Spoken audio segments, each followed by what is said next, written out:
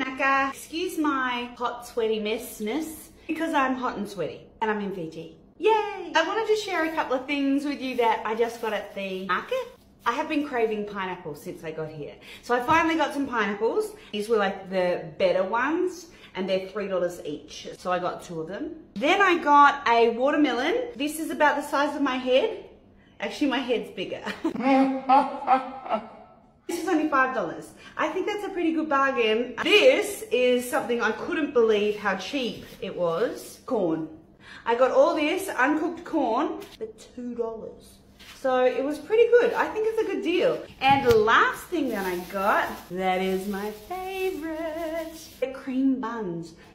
Oh, they smell amazing. And the cream is like really sweet, but that's what I really like about it. This one looks like someone's had a swipe at it. Bulla. These were 80 cents each. 80 cents. I'm loving my time here in Fiji. Stay in touch. See you soon.